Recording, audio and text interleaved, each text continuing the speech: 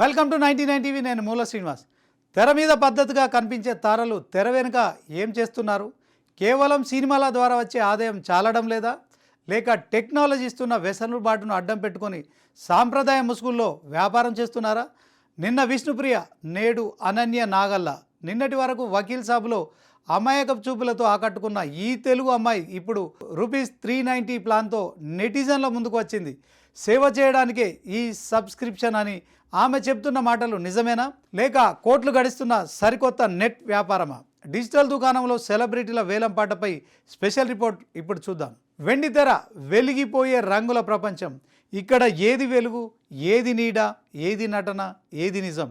ఒకప్పుడు నటీనటులు అంటే కేవలం సినిమాల్లో మాత్రమే కనిపించేవారు. కానీ ఇప్పుడు కాలం మారింది, ట్రెండ్ మారింది. అరచేతిలో ఉన్న సెల్ ఫోనే సినిమా హాల్, సోషల్ మీడియా ఖాతాలే సొంత సామ్రాజ్యాలు. ఇక్కడి వరకు అంత బాగానే ఉంది, కానీ ఇప్పుడు సరికొత్త వివాదానికి తెరలేపింది ఒక పేమెంట్ ఫీచర్. రూపాయి పెట్టి కొననిదే వార్త పుట్టదు, కానీ ఇప్పుడు ఒక క్లిక్ నెలకు ₹390. మీ అభిమాన నటి నుంచి ఎక్స్క్లూజివ్ కంటెంట్ మీ సొంతం. విష్ణుప్రియ నుంచి అనన్య నాగల్ల వరకు టాలీవుడ్లో మొదలైన ఈ సబ్స్క్రిప్షన్ వార్ అసలు కథేంటి? గ్లామర్ గేట్ సబ్స్క్రిప్షన్ బిజినెస్ తెలుగునాట ఇప్పుడు దావానంలా వ్యాపిస్తుంది. సినిమా అవకాశాలు ఉన్నాయా లేవా అన్నది పక్కన పెడితే సోషల్ మీడియాలో ఫాలోవర్స్ ఉంటే చాలు కోట్లు కురిపిస్తాయని నిరూపిస్తున్నారు మన టాలీవుడ్ భామలు. ఈ రేసులో మొదట నిలిచింది యాంకర్ విష్ణుప్రియ. అగ్గి లేకుండా పొగరాదు, వివాదం లేకుండా వైరల్ అవ్వదు. ఇది ఇప్పుడు సోషల్ మీడియాలో సెలబ్రిటీలు పాటిస్తున్న నయా మంత్రం.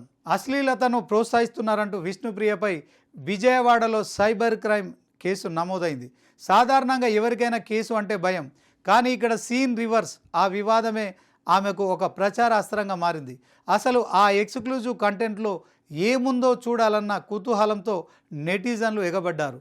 ఫలితం కేవలం కొద్ది రోజుల్లోనే ఆమె సబ్స్క్రైబర్ల సంఖ్య 1800 నుంచి 4800కి ఎగబాకింది.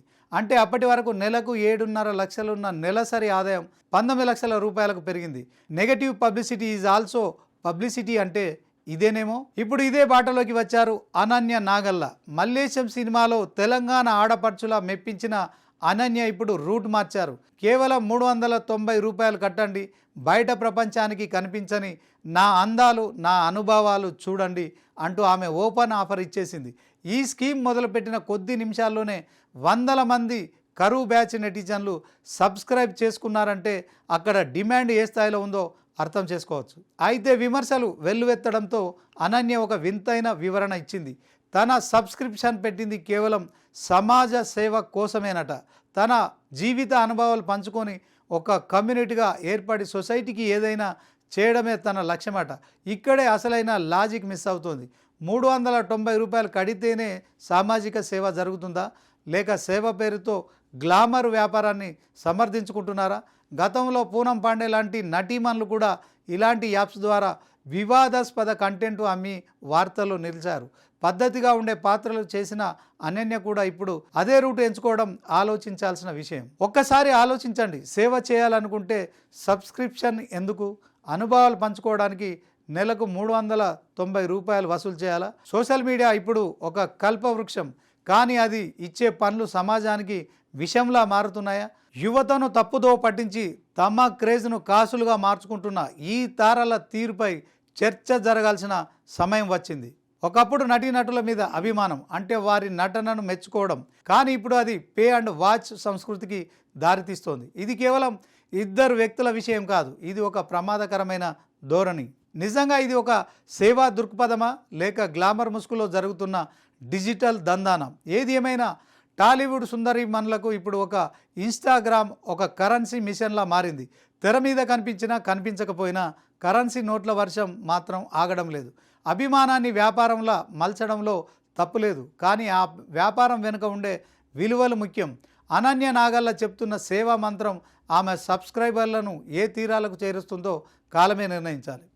మరి ఈ సబ్స్క్రిప్షన్ కల్చర్పై మీ అభిప్రాయం ఏంటి? సెలబ్రిటీల వ్యక్తిగత స్వేచ్ఛ, లేక సమాజం పట్ల బాధ్యతారాహిత్యమా? కింద కామెంట్ రూపంలో తెలియజేయండి. చూస్తూనే ఉండండి 99 టీవీ.